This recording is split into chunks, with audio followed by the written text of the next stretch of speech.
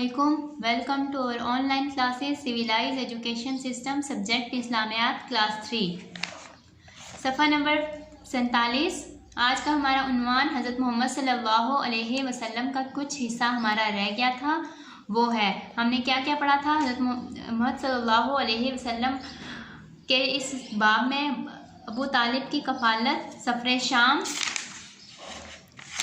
पढ़ा था। ये 2 टॉपिक्स पढ़े थे। और अगला टॉपिक है आज का हमारा हर्बे फजार। हर्बे फजार क्या है? ये एक जंग थी जो नबी करीम सल्लल्लाहु अलैहि वसल्लम के ज़माना अक़दस में हुई थी। आप सल्लल्लाहु अलैहि वसल्लम की उम्र 15 बरस हुई तो जंग फजार पेश आई। इस जंग में एक तरफ कुरैश और दूसरी तरफ कैसे ऐलान थे। इस जंग में रसूलुल्लाह सल्लल्लाहु अलैहि वसल्लम ने हिस्सा लिया और अपने चाचाओं को तीर थमाते थे। यानी ये ऐसी जंग थी जो कुरैश और कैसे ऐलान एक कबीला था, उन दोनों के दरमियान हुई। इसके बाद है खल्फुल फजूल। खल्फुल फजूल एक अमन का माहिदा था, यानी ये एक वादा था जो जंग फजार के बाद पेश आया। कुरैश के चंद कबाइल अब्दुल्ला बिन जुदआन के मकान पर जमा हुए, यानी कि एक सहाबी रसूल हैं, इनके घर पे जमा हुए। माहिदे में सब ने आपस में तय किया कि मक्का में जो भी मजलूम नज़र आएगा, ख्वाह वो मक्का का रहने वाला हो या कहीं और का, उसकी मदद की जाएगी और उसका हक दिलवाया जाएगा। यानी ये उन्होंने माहिदा किया था कि जो भी मजलूम नज़र आएगा उसकी मदद की जाएगी और उसको उसका हक दिया जाएगा।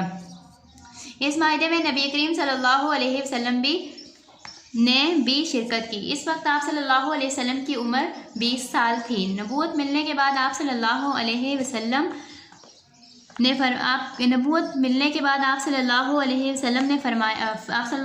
फरमाया करते थे कि मैं अब्दुल्ला बिन जदान के मकान पर एक ऐसे माहिदे में शरीक था कि मुझे इस माहिदे के बदले में सुर्ख ऊँट भी पसंद नहीं थे।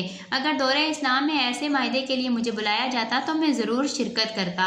यानी इस जंग में खल्फुल फजूल ये एक माहिदा था जो हर्बे फजार के बाद पेश आया कि मजलूम लोगों को उनका हक दिलवाया जाए और उनकी मदद की जाए। और ये जो माहिदा था ये अब्दुल्ला बिन जदान के मकान पर जो है पेश किया गया। इसके बाद हज़रत हतीजा रदी अल्लाह ताला अन्हा से निकाह, यानी आप सल्लल्लाहु अलैहि वसल्लम का हज़रत हतीजा से कब और कैसे निकाह हुआ।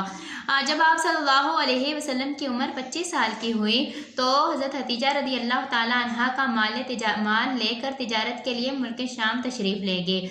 यानी ये शाम एक मुल्क था, उधर आप सल्लल्लाहु अलैहि वसल्लम तशरीफ़ ले गए, यानी तिजारत, यानी एक मुल्क से दूसरे मुल्क में सामान लेके जाने के लिए। हज़रत हतीजा रदी अल्लाह ताला अन्हा एक मुअज़्ज़ज़ मालदार और ताजिर खातून थी।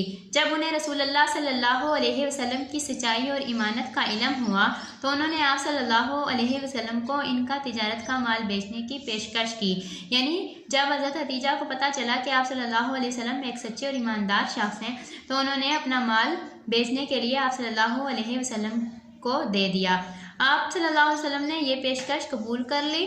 हज़रत हतीजा रदी अल्लाह ताला अन्हा के ग़ुलाम मिस्रा भी शाम के सफ़र में आप सल्लल्लाहु अलैहि वसल्लम के साथ थे। यानी उस दौर में ग़ुलाम हुआ करते थे जो घरों में रहा करते थे और उनके मदद किया करते थे।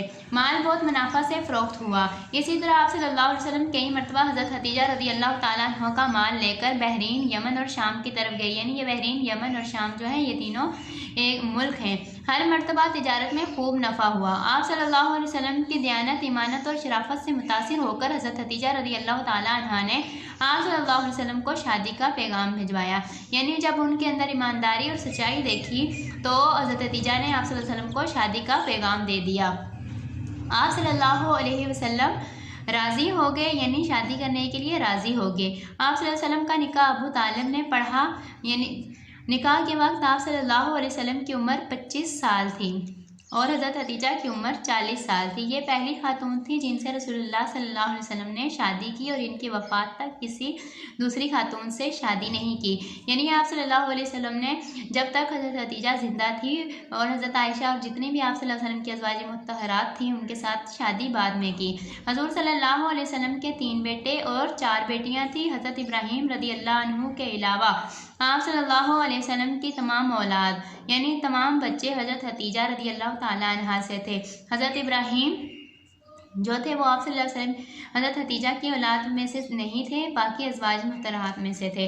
सबसे पहले कासिम रदी अल्लाह ताला अन्हु पैदा हुए, फिर ज़ैनब रदी अल्लाह और फिर रुकैया, उम्मे कुलसूम, फातिमा रदी अल्लाह अन्हा और अब्दुल्ला रदी अल्लाह अन्हु पैदा हुए। अब्दुल्ला रदी अल्लाह अन्हु का लक़ब तैयब और ताहिर था, यानी लक़ब वो जो किसी को उसकी खूबी की वजह से दिया जाता है, यानी तैयब और ताहिर यानी पाक था। आप सल्लल्लाहु अलैहि वसल्लम के सब बेटे बचपन में ही इंतकाल कर गए, यानी ये तीनों बेटे जो आप सल्लल्लाहु अलैहि वसल्लम के थे ये बचपन में ही फौत हो गए। तो मैं उम्मीद करती हूँ कि आप लोगों को इस सबक की समझ आ गई होगी। अगला इंशाल्लाह कल पढ़ेंगे। अल्लाह हाफिज़।